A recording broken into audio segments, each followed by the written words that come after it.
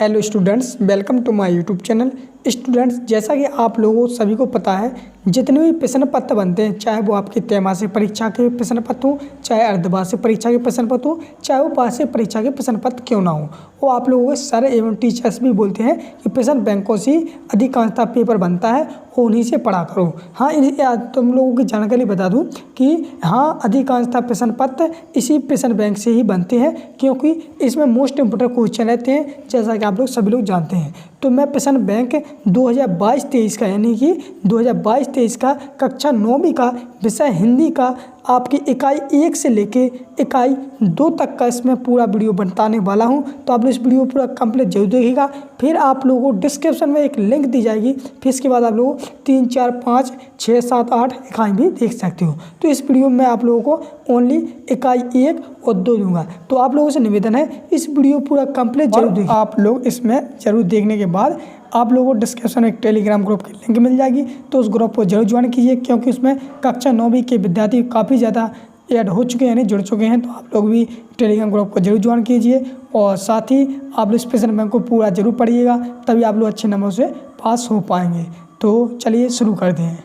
जैसा कि आप लोग देख सकते हो बच्चों, ये आपकी इकाई 1 क्षितिज भाग, यानी कि भाग 1 काव्य खंड, ठीक। जो आपकी इकाई 1 है, इसमें काव्य खंड दिया गया है। इस इकाई से आपका 17 नंबर का आना है। कितने नंबर का? 17 नंबर का, ठीक। जिसमें आप लोगों के सही विकल्प यानी कि एक नंबर वाले इसमें 6 आने हैं, ठीक। इस इकाई से 6। तो आप लोगों को सही जोड़ी, सही विकल्प और रिक्त स्थान, तो इसके तो आप लोगों को रट के ही जाना है, जो मैं बताने वाला हूँ, ठीक। यहाँ पर 2 नंबर की बात कर रहे हैं, तो 2 नंबर के 2 प्रश्न आने, यानी 4 नंबर के आने टोटल, ठीक। तो इस प्रकार चलिए मैं आप लोगों को बताने वाली हूँ। तो जिस प्रकार से आप लोग देख सकते हो, इकाई 1 वस्तुनिष्ठ प्रश्न जी है आपकी, ठीक। तो इनके मैं आंसर बताने वाला हूँ। जैसा कि आप लोग देख सकते हो, यहाँ पर पहला लिखा है कबीरदास की एक रचना है। तो कबीरदास की कौन सी रचना है? तो इसका आंसर हो जाए आपका 12 नंबर सही हो जाएगा, नहीं, बीजक है। दूसरा आपका रसखान किस भक्ति शाखा के कवि हैं? तो रसखान है कृष्ण भक्ति शाखा के, यानी 7 नंबर सही हो जाएगा। तो इस प्रकार से मैं आपको आंसर बताते जा रहा हूँ। आप लोग अच्छे से समझ में आ रही है बच्चों? हाँ, तो बहुत से अच्छे कमेंट में लिख रहे हैं, थैंक यू सर। तो इस प्रकार से आप लोग कमेंट भी लिख सकते हो, ठीक। अगला तीसरा लिखा है कैदी और कोकिला किसकी रचना है? नहीं, कैदी और कोकिला किसकी रचना है? तो यह है माखनलाल चतुर्वेदी, यानी ऑप्शन सही रहेगा। चौथा लिखा है सुमंत्र पंत का जन्म हुआ, यानी सुमंत्र पंत जी का जन्म कहाँ हुआ था? तो ये हुआ था कोसानी गांव में। तो ये आपका आ नंबर सही हो जाएगा। 5वां प्रश्न लिखा है रचनाकार राजेश जोशी की राज्य के हैं। यानी रचनाकार जो राजेश जोशी हैं किस राज्य के हैं? तो ये हैं मध्य प्रदेश के, यानी अपने राज्य के हैं, ठीक। तो इस प्रकार से आप लोगों को अच्छी तरह से समझ में आ रहा होगा, ठीक। चलिए बर्तन नेक्स्ट है आप लोग सामने यहाँ पर छठा, माने यहाँ पर लगा है कबीरदास की भाषा है। तो कबीरदास की भाषा कौन सी है? तो इसमें हो जाएगी आपकी कबीरदास की भाषा सदु ककड़ी है, यानी द ऑप्शन सही हो जाएगा। यहाँ पर 7वें नंबर पर लिखा है छायावाद के प्रमुख कवि हैं। तो छायावाद के प्रमुख कवि कौन है? तो छायावाद के प्रमुख कवि हैं 4 हैं। कितने छायावाद के प्रमुख कवि कितने हैं? तो 4 हैं, ठीक। 8वां लिखा है मेघ आय रचना। मेघ आय रचना किसकी है? तो यह है सर्वेक्षण दयाल सक्सेना की। किसकी? सर्वेक्षण दयाल सक्सेना, यानी ऑप्शन सही हो जाएगा। 9वां में है वीर गाथा काल का श्रेष्ठ महाकाव्य है। वीर गाथा काल का श्रेष्ठ महाकाव्य कौन सा है? तो आप सभी को पता है वीर गाथा काल का सर्वश्रेष्ठ पृथ्वीराज रासो है। देखो आप लोग यहीं पे कंफ्यूज मत हो जाना, ना तो बहुत से बच्चे रामचरितमानस पे लगा देंगे, तो ये नहीं है। वीर गाथा काल का सर्वश्रेष्ठ महाकाल पृथ्वीराज रासो है, ठीक। अगला लोग 10 नंबर प्रेम मार्गी शाखा के प्रतिनिधि कवि है। यानी प्रेम मार्गी शाखा के प्रतिनिधि कवि कौन है? तो ये हो जाएंगे आपके जायसी। कौन हो जाएंगे? 7 नंबर जायसी। 11वें नंबर लिखा है हिंदी साहित्य का सर्वाधिक लोकप्रिय महाकाव्य है। तो हिंदी साहित्य का सर्वाधिक लोकप्रिय महाकाव्य कौन सा है? तो रामचरितमानस। तो बच्चों इस प्रकार से मैंने आप लोगों को अच्छी तरह से बताता जा रहा हूँ। अगला लिखा आप लोगों के सामने यहाँ पर 12 नंबर स्वर्ण किरण रचना है। यानी स्वर्ण किरण रचना किनकी है? तो यह सुमंत्र पंत जी की, यानी बामना सही हो जाएगा। 13वां प्रश्न लिखा है प्रेम वाटिका के रचनाकार हैं। तो प्रेम वाटिका के रचनाकार कौन है? तो रसखान जी हैं, ठीक, रसखान। अगर आप लोगों को पता है तो आप लोग कमेंट भी कर सकते हो, नहीं पता है तो मैं तो बताता ही जा रहा हूँ। 14 नंबर लिखा है वत्सल सम्राट है। तो वत्सल सम्राट कौन है? तो यह सूरदास जी, यानी 2 नंबर सही हो जाएगा। 15 पे लिखा है हिंदी साहित्य का स्वर्ण युग माना गया है। तो हिंदी साहित्य का स्वर्ण युग माना गया है तो भक्ति काल को माना गया है। ठीक तो आप लोगों को बताते तो बच्चों यही बोल रहे थे हम, थोड़े बहुत मतलब कि खराश थी आ गई थी गले में, इसके लिए मैंने बोल दिया था। चलो कोई बात नहीं, यहाँ तक हो गया आपका। चलो हम बढ़ते हैं हम लोग। तो इस प्रकार से बच्चों आप लोगों के सामने मैंने सही विकल्प पूरे कंप्लीट करा दिए हैं। ठीक, इसमें आप लोगों को कोई कन्फ्यूजन नहीं है, आप लोगों को सही में सही बता दिए। ठीक, अब चलिए हम बढ़ते हैं रिक्त स्थानों की ओर। अगर आप लोग इसको पूरा कंप्लीट देख लेते बच्चों, तो अगर आप लोग पूरा प्रश्न बैंक यानी 8 यूनिटों को बाकायदा उनका आंसर रट लेते हो तो बच्चों आपको कोई भी बात से परीक्षा में फेल करने वाला नहीं है। ठीक, क्योंकि आप लोग जानते हैं आप लोग ये 20 से 25 नंबर के तो बस टू में प्रश्न ही आते हैं। ठीक, चलिए कोई बात नहीं, हम आपके सर हैं, मैं सब कुछ करवा दूंगा। ठीक, चलिए अगला लिखा है रिक्त स्थानों में सही शब्द चुनकर लिखिए। तो देखो रिक्त स्थान रहते हैं इस प्रकार से, देखो आप लोग देख सकते हो ये आपके सारे के सारे रिक्त स्थान। ठीक, यहाँ पे खाली रिक्त स्थान है, लेकिन जस्ट यहाँ पे आप लोग सामने 2 ऑब्जेक्ट दिए जाते हैं, 2 में से 1 भरना पड़ता है, तो उनको भी मैं अब भराने वाला हूँ। जैसा कि आप लोग देख सकते हो पहला यहाँ पर लगा है खाली स्थान काम पर जा रहे हैं। तो खाली स्थान बने काम पर कौन जा रहे हैं? तो बच्चे जा रहे हैं, यानी बा ऑप्शन आपका यानी पहला नंबर सही रहेगा। ठीक, दूसरा लिखा है मखमली टमाटर हुए, कि टमाटर कैसे हुए? लाल हुए, लाल ऑप्शन सही। तीसरे में लिखा है देख आया खालिस्तान गहना, कौन से इसमें आ जाएगा? तो इसमें आ जाएगा आपका चंद्र, कौन सा गहना देखा है? तो चंद्र, इसमें आपका 30 नंबर में चंद्र भर देना। चौथा लिखा है एक भारतीय आत्मा खालिस्तान को कहा जाता है। तो भारतीय आत्मा किसे कहा जाता है? तो माखनलाल चतुर्वेदी को कहा जाता है। तो किन को कहा जाता है? माखनलाल चतुर्वेदी। ठीक है, ऑप्शन है। 5वां लिखा है झांसी का खालिस्तान प्रसिद्ध महाकाव्य है। तो झांसी का प्रसिद्ध महाकाव्य कौन सा है? तो इसमें हो जाएगा आपका पद्मावत। क्या हो जाएगा? पद्मावत, यानी जय आपका झांसी का महाकाव्य हो जाएगा। 6वां लिखा है प्रेमी ढूंढत में फिरो खालिस्तान मिले ना कोई, को ना मिले, तो इसमें हो जाएगा आपका प्रेमी। ठीक, प्रेमी ढूंढत में फिरो प्रेमी मिले ना कोई, तो प्रेमी इसका आंसर सही हो जाएगा। 7वां लिखा खालिस्तान मनुष्य हो तो वहीं रस खाने बसो खालिस्तान गांव की गवारन, कौन का इसमें आ जाएगा? तो इसमें आ जाएगा आपका आंसर हो जाएगा ब्रज गोकुल, यानी इसमें आपका ये आंसर हो जाएगा। 8वां लिखा है कवि सुमंतनंदन पंत ने लता का मानवीकरण खालिस्तान के रूप में किया है। तो कौन सा मानवीकरण किया है? तो इसमें आंसर हो जाएगा आपका नवविवाहित। कौन सा? तो इसमें भर देना आपको नवविवाहित, यानी नवविवाहित, ये वाला भरना है। ठीक, 9वां लिखा है कैदी और कोयल दोनों ही खालिस्तान देश के वासी हैं, तो स्वतंत्र है या गुलाम? तो इसमें हो जाएगा आपका आंसर गुलाम, गुलाम देश के वासी हैं। 10वां लिखा है ज्ञान मार्गी भक्ति धारा के प्रतिनिधि कवि खालिस्तान हैं। तो कौन है? तो इसमें हो जाएगा आपका कबीरदास। अगला 11वां मखमली पेटियों की लटकती छिमियाँ खालिस्तान भी लड़ी, तो इसमें हो जाएगा आपका छिपाएँ, तो आंसर हो जाएगा छिपाएँ। 12 में लिखा है ग्राम श्री के रचनाकार खालिस्तान है, तो इसमें हो जाएगा आपका सुमंतनंदन पंत। 13 में लिखा है खुलेगी साकल बंद खालिस्तान की है, तो इसमें हो जाएगा आपका द्वार। ठीक, घर नहीं भरना, इसमें हो जाएगा द्वार। तो स्टूडेंट्स आप लोगों के सामने मैंने रिक्तस्थान भी पूरे सही में सही आंसर सहित बता दिए हैं। यहाँ तक कि ऐसा वीडियो कोई भी नहीं बनाता है जैसे मैंने आपको समझाया है। बहुत से बच्चे हमें पसंद भी करते हैं कि सर आप बहुत अच्छे समझाते हैं, हमें भी काफ़ी अच्छी खुशी होती है कि बच्चों के लिए मैं कुछ कर रहा हूँ, अच्छे समझा रहा हूँ। चलिए हम बात करते हैं सही जोड़ियों की। ठीक, तो इसमें आप लोगों के सामने सही जोड़ियाँ, जैसे पहला लगा है बाघ, तो बाघ का आंसर हो जाए आपका घ नंबर में, नहीं कश्मीरी यात्री कवित्री। ठीक, तो घ नंबर सही हो जाए। अब दूसरा लगा सब बेस, तो दूसरे का हो जाएगा आपका ग नंबर, यानी कि सुमंतनंदन पंत। क्यों गाती हो, तो इसमें तीसरे का हो जाए आपका, तीसरे का हो जाएगा, तीसरे में लगना आपका, सॉरी 1 मिनट देख लें थोड़ा, तीसरे में लगा क्यों गाती हो, तो ये हो जाएगा आपका ग्राम श्री, इसमें हो जाएगा सर्वोदय, तो इसमें क्यों गाती हो, तो इसका हो जाए आपका कोकिल। ठीक, ख नंबर सही हो जाए। ग्राम श्री हो जाए आपका, नहीं इसमें अमृत सोय, इनमें होगा सर्वविश्वविद्यालय, हो जाएगा बाल पत्र का पराग।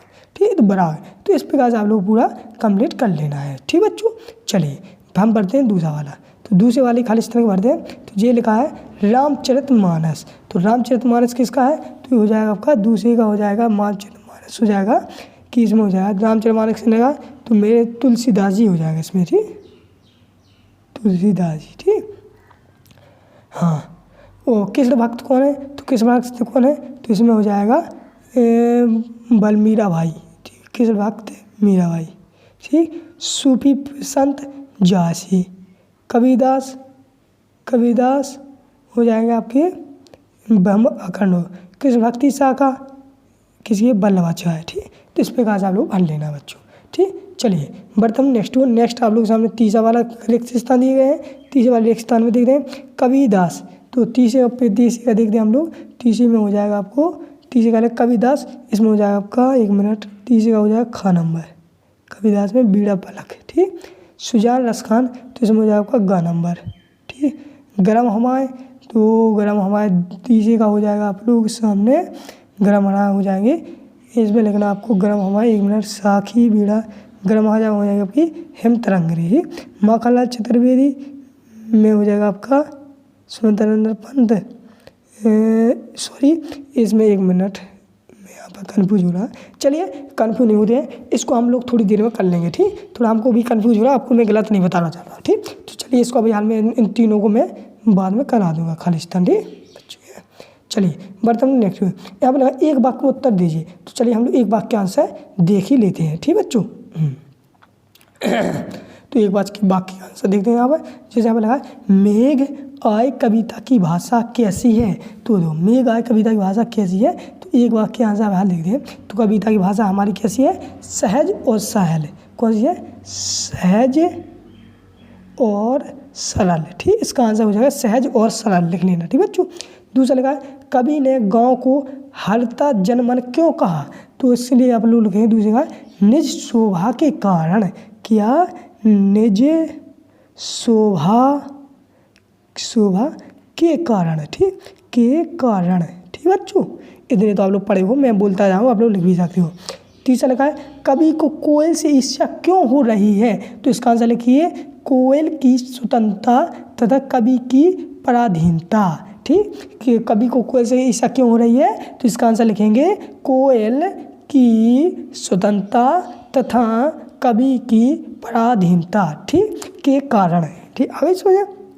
चौथा लिखा है मनुष्य ईश्वर को कहाँ कहाँ ढूंढता है। तो देखो मनुष्य ईश्वर को कहाँ कहाँ ढूंढता है, तो मंदिर और मस्जिद, देखो मस्जिद, ठीक। तो इन 2 जगह ढूंढता है। फिर लिखा 5वां लिखा है छायावाद के 4 प्रमुख स्तंभ कवि कौन कौन से हैं। तो छायावाद के प्रमुख कवि कौन कौन से हैं, तो लिखिए आप लोग प्रसाद जी यानी जयशंकर प्रसाद जी, सुमंतनंदन पंत, ठीक, बताता जाऊँ, और सूर्यकांत त्रिपाठी निराला और महादेवी वर्मा, ठीक। ये हो गए आपके 4। छठवां लिखा है कि साकेत किसकी रचना है। तो साकेत रचना है मैथिली शरण गुप्त की, ठीक, मैथिली शरण गुप्त, ठीक, लिख लेना बच्चों, मैं बताता जा रहा हूँ, ठीक। अगला लिखा है 7वां है रसखान किसके अनन्य भक्त हैं। तो रसखान श्री कृष्ण के अनन्य भक्त हैं, ठीक। 8वां लिखा है 8वां है ज्ञान की तुलना किससे की गई है। तो इसका आंसर लिखेंगे ज्ञान की तुलना हाथी से की गई है। किसके की ज्ञान की तुलना किससे की गई है, तो ज्ञान की तुलना हाथी से की गई है।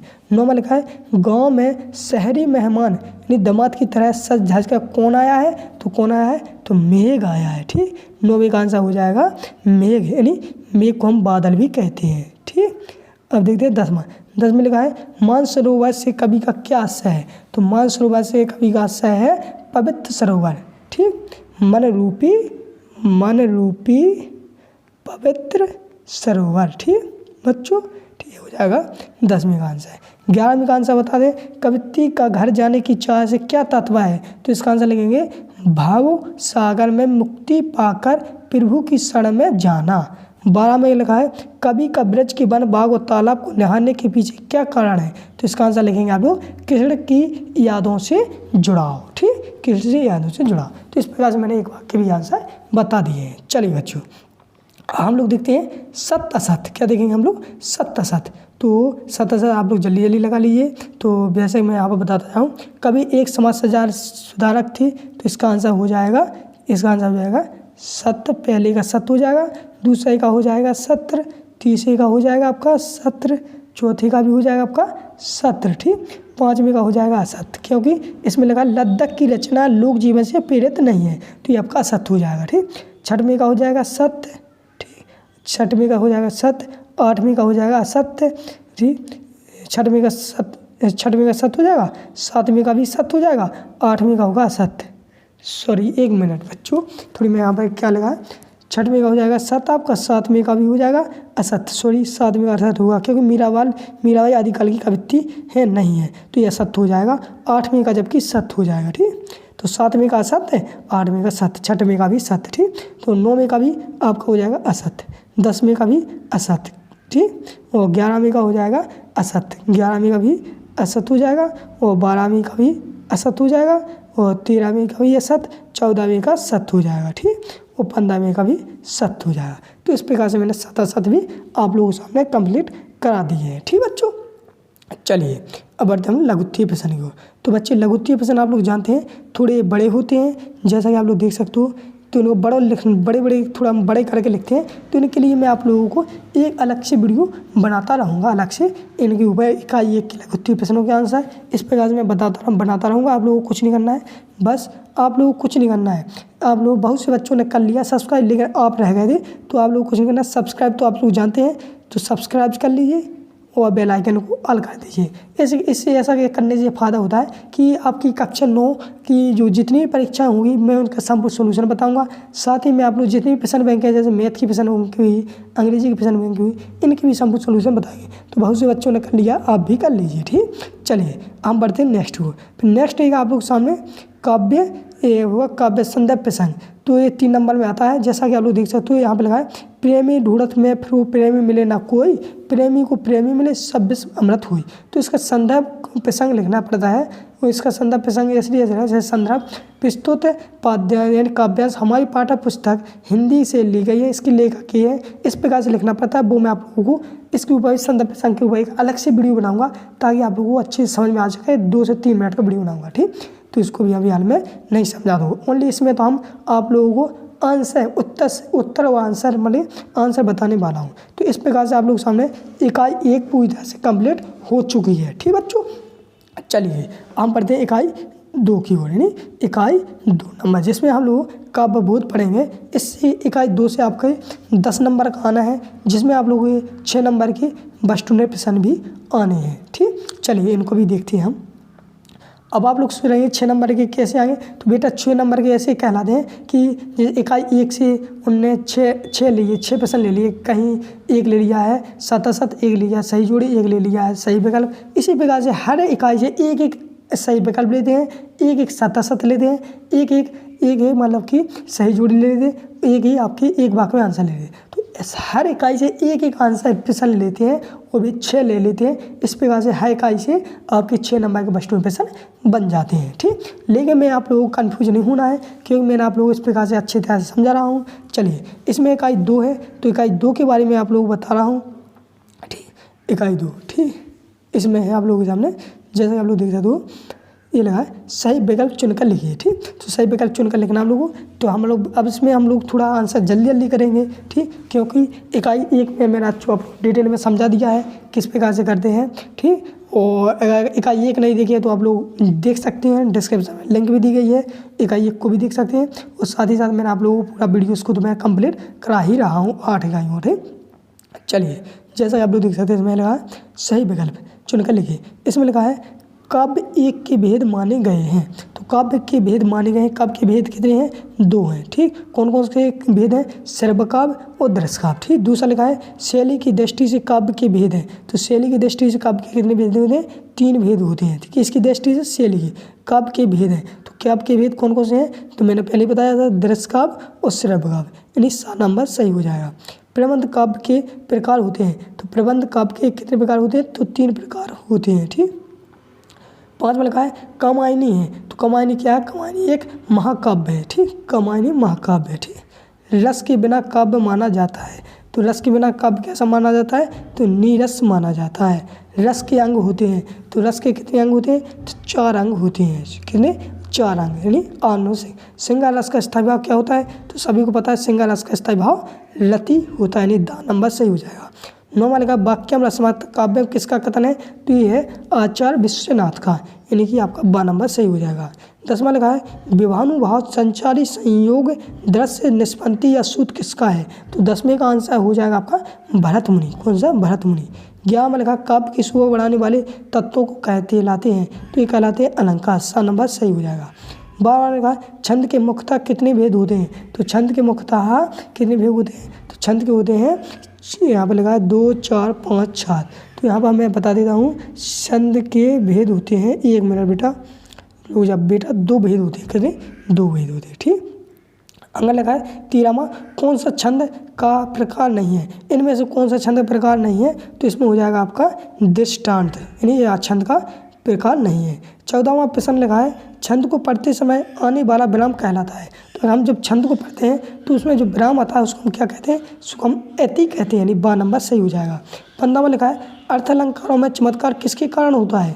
तो यहाँ पर हो जाएगा अर्थ अलंकार में किसके द्वारा चमत्कार होता है? तो अर्थ के द्वारा होता है, यानी द नंबर सही हो जाएगा।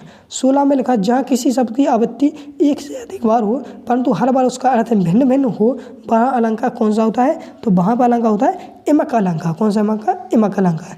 17वां लिखा है उपमा का अर्थ है? तो उपमा का अर्थ हो जाएगा आ और बात दोनों, यानी कि ये आपका यहाँ पर हो जाएगा सादृश्य और समानता, यानी आ बात दोनों हो जाएंगे। सा नंबर सही हो जाएगा।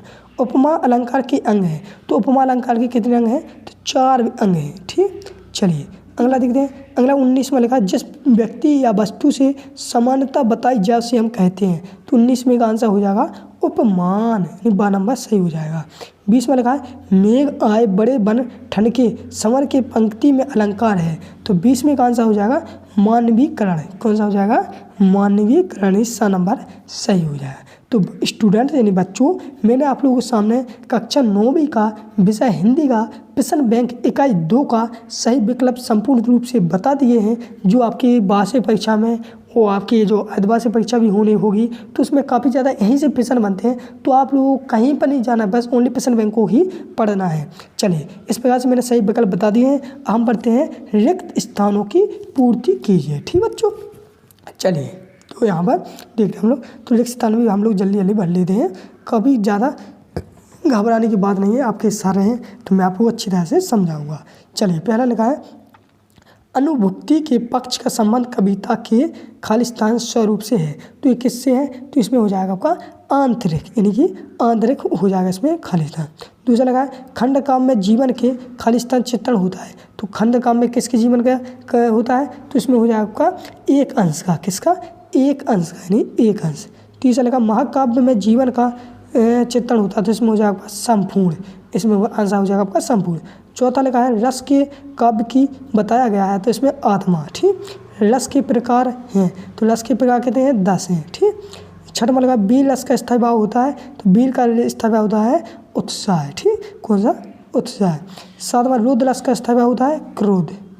8वां लिखा है करुणा का स्थायी भाव होता है शोक। ठीक। करुणा का होगा शोक। ठीक। 9वां लिखा है मात्रिक छंद का उदाहरण है? तो इसमें हो जाएगा दोहा। 10वां लिखा है बाणिक छंद में खालिस्तान की गणना की जाती है? तो इसमें की जाती है बाणों की। ठीक। 11वां लिखा अलंकार का सामान्य अर्थ है?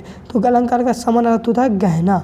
12वां लिखा है उपमेय में उपमान का आरोप खालिस्तान है? तो इसमें हो जाएगा आपका, इसमें हो जाएगा इसमें हो जाएगा रूपक अलंकार। कौन सा? रूपक अलंकार बनना। ठीक। इस प्रकार से मैंने 12 तक रिक्त स्थान बता दिए। 13 का रिक्त स्थान देखिए रंगमंच पर अभिनय देखकर आनंदानुभूति खालिस्तान कब की होती है? तो इसमें हो जाएगा आपका 13वें का आंसर हो जाएगा दृश्य। ठीक। दृश्य बनना। 14 में लिखा काली लहर की कल्पना काली पंक्ति में खालिस्तान अलंकार निहित है? तो इसमें हो जाएगा आपका अनुप्रास अलंकार। ठीक। इसमें लगा 15वें का आंसर दिख रहे हैं सोई संत जो सुजान इन पंक्ति में खालिस्तान अलंकार निहित है? तो इसमें हो जाएगा आपका 15वें का हो जाएगा अनुप्रास अलंकार। ठीक। 6वां लिखा है 16वां में देखते हैं। तो 16 में लिखा बड़ मात्रा अतित्व आदि को ध्यान में रखकर की गई शब्द रचना कहलाती है? तो इसमें हो जाता है 16वें का छंद। 7वां लिखा है क्षितिज अटारी गहराई में खालिस्तान है? तो इसमें हो जाएगा आपका रूपक अलंकार। 18वां लिखा है पत्थरों द्वारा पानी पीना में खालिस्तान अलंकार है, तो इसमें हो जाएगा रूपक अलंकार। 19 में लिखा है रसखान में खालिस्तान में रचनाएं लिखी गई हैं, तो इसमें हो जाएगा सवैया। ठीक है।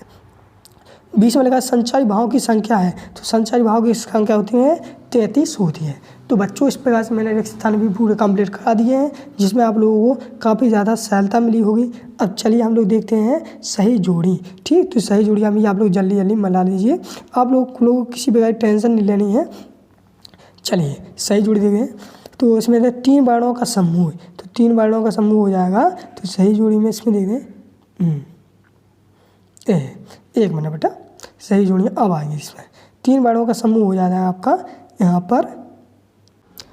तो स्टूडेंट्स आप लोगों के सामने यहाँ पर देखते हैं, तो यहाँ पर खालिस्तान जोड़ी सही जोड़ी बता दें हैं। तो 3 वर्णों का समूह हो जाएगा आपका गण। ठीक, यहाँ पर गण डा नंबर सही होगा। वाक्यम रसमात्मक काव्य में ये हो जाएगा घा नंबर है आचार्य विश्वनाथ है। सवैया हो जाएगा आपका बारिक छंद। ठीक, रस के अंग कितने होते हैं? 4 होते हैं। ठीक, पंचवटी खंड काव्य। तो इस प्रकार से मैंने यहाँ पहले बता दिया। अब कमायनी क्या है? कमायनी है महाकाव्य। ठीक, काव्य की सुवर्ण बढ़ाने वाले तत्व क्या कहलाते हैं? अलंकार। ठीक, विविध से रस का स्थायी भाव क्या होता है? युग विषय, यानी तीसरे हो जाएगा घा नंबर सही है नहीं। वो है यहाँ मुक्तब काव्य हो जाएगा आपका कबीर की दोहे। और छंद के पढ़ने के लिए हो जाएगी गति। तो इस प्रकार से मैंने सही जोड़ी भी बता दी बच्चों।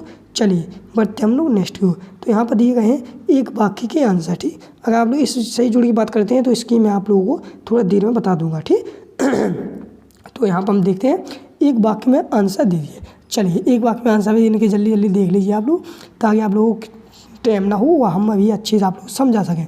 पहला है विस्तृत कलेवर वाले काव्य को क्या कहते हैं? तो आप लोग लिखेंगे विस्तृत कलेवर वाले काव्य को हम महाकाव्य कहते हैं। तो इसका आंसर पहले का हो जाएगा महाकाव्य लिख देना। ठीक, दूसरा लगा प्रमथ काव्य के भेदों के नाम लिखिए। तो इसमें लिखिए प्रमथ काव्य के भेदों के नाम लिखिए महाकाव्य और खंडकाव्य। ठीक, इसमें 2 भेद आ जाएंगे, महाकाव्य और खंडकाव्य। ठीक, और तीसरा है हो जाएगा आपका आख्यान गति। ठीक, आख्यानक गति, वैसे 2 ही सही रहेगा। तीसरा लिखा है रसमात्मक वाक्यम अर्थात रसयुक्त वाक्य क्या कहलाता है? तो इसमें कहलाता है रसयुक्त वाक्य काव्य कहलाता है। नहीं, तीसरा हो जाएगा आपका काव्य। चौथा लिखा है एक ही छंद में रचित एक घटना का चित्रण पूर्ण रूप से करने वाली रचना को क्या कहते हैं? तो चौथे का आंसर हो जाएगा आप लोगों के सामने यहाँ पर। इसे चौथे का बड़ा है, लेकिन आप लोग छोड़िए, इसको मैं पढ़ के सुना देता हूँ। चौथे का आंसर लिखना चाहते हो तो लिखिए एक ही छंद में रचित एक घटना का चित्रण पूर्ण रूप से करने वाली रचना खंडकाव्य कहलाती है। ठीक बेटा, तो इसमें आप लोग चौथे का आंसर एक ही लिख दोगे, खंडकाव्य। ठीक, काव्य के कितने भेद होते हैं? नाम लिखिए। तो काव्य के 2 भेद होते हैं, कौन कौन से? सर्व काव्य, देश काव्य। 6वें प्रश्न में लिखा है स्थायी भाव को जागृत या उद्दीपित करने वाले कारक क्या कहलाते हैं? तो 6वें का लिखोगे आप लोग विभाव कहलाते हैं। ठीक, क्या लिखना है? 6वें में लिख दोगे आप लोग विभाव। ठीक बेटा, विभाव। ठीक, 7वें का आंसर देखते हैं। तो 7वें लिखा जिस काव्य का आनंद पढ़कर या सुनकर लिया जाता है उसे हम क्या कहते हैं? श्रव्य काव्य। क्या कहते हैं हम? 7वें का हो जाएगा श्रव्य काव्य। ठीक, या रस कहते हैं। सॉरी, जिस काव्य का आनंद पढ़कर सुनकर लिया जाता है उसे हम क्या कहते हैं? रस कहते हैं। सुड़ी रस। ठीक, 7वें का आंसर रस हो जाएगा, श्रव्य काव्य नहीं होगा। 8वां लिखा कविता के शाब्दिक अनुसार का नाम क्या है? तो 8वें का अनुसार लिखोगे आप लोग कविता के शाब्दिक अनुशासन का नाम छंद है। क्या है? छंद। ठीक, 8वें का हो जाएगा आंसर छंद। चलिए 9वें का देखते हैं। 9वें लिखा दोहा के प्रथम चरण में कितनी मात्राएं होती है? तो 9वें का आंसर हो जाएगा आपका 13 मात्राएं। कितनी? 13। ठीक बेटा, इसी प्रकार से हम लोग देखते हैं 10वां लिखा जहाँ काव्य का आधार शब्द से होते हैं वहाँ कौन सा अलंकार होते हैं? तो 10वें का हो जाएगा आपका शब्दालंकार। कौन सा? शब्दालंकार। ठीक, 11वां लिखा बालू के सांपों में कौन सा अलंकार है? तो 11वें का आंसर हो जाएगा रूपक अलंकार। कौन सा? 11 में लिखोगे आप लोग आंसर रूपक अलंकार। 11 में लिखोगे रूपक अलंकार। ठीक, 12 में लिखोगे 12वें का आंसर लिखोगे आप लोग मानवीकरण अलंकार। कौन सा? मानवीकरण। ठीक, मानवीकरण अलंकार। ठीक, और 12 में होगा 13वें का आंसर लिखोगे आप लोग अनुप्रास अलंकार। कौन सा? 13वें में हो जाएगा 13वें में होगा अनुप्रास अलंकार। 14वें की बात करते हैं तो 14वें में हो जाएगा आपका उपमा अलंकार। ठीक, उपमा अलंकार। 15वें में बात करते हैं तो 15वें का आंसर हो जाएगा अनुप्रास इमक अलंकार। 2 हो जाएंगे। ठीक, अनुप्रास और इमक। ठीक, 16 में लगा घृणा उत्पन्न करने वाले दृश्यों को वर्णन होने में कौन सा रस हो जाएगा? तो इसमें हो जाएगा आपका घृणा करने वाले विविध रस। ठीक, विविध रस। ठीक, ये हो जाएगा आपका। तो तो इस प्रकार से मैंने एक भाग में आंसर बता दिए। अब चलिए हम बढ़ते हैं 7 शत की ओर, ठीक इसमें। तो चलिए जल्दी जल्दी से हम 7 शत बता देते हैं आप लोगों को। तो पहले का हो जाएगा आपका क्या, तो पहले का हो जाएगा आपका सत्र, दूसरे का हो जाएगा सत्र, तीसरे का हो जाएगा असत्र, चौथे का हो जाएगा सत्र, पाँचवें का हो जाएगा सत्र, छठवें का हो जाएगा असत्र, सातवें का हो जाएगा असत्र, आठवें का हो जाएगा असत्र, नौवें का हो जाएगा सत्र, 10वें का हो जाएगा सत्र, 11वें का हो जाएगा सत्र, 12वें का हो जाएगा सत्र, 13वें का हो जाएगा सत्र, 14वें का हो जाएगा सत्र। तो आप लोग इस प्रकार से स्क्रीनशॉट भी ले सकते हो, ठीक है बच्चों। चलिए लघु उत्तरीय प्रश्न की बात करते हैं। तो काफ़ी ज़्यादा सरल है, और क्योंकि इनको आप लोगों को कुछ नहीं करना है, इनमें उदाहरण सहित लिखना है। तो इनकी मैं आंसर आप लोगों को अलग से वीडियो बना दूंगा। तो इस प्रकार से आप लोग सामने कक्षा 9वीं का इकाई 2 हिंदी का प्रश्न बैंक तो स्टूडेंट्स आप लोगों के सामने इकाई 2 कंप्लीट होती है। इकाई 3 के लिए आप लोग डिस्क्रिप्शन में लिंक दी गई है, वहाँ पर क्लिक करके इकाई 3 को देख सकते हैं। धन्यवाद। होता है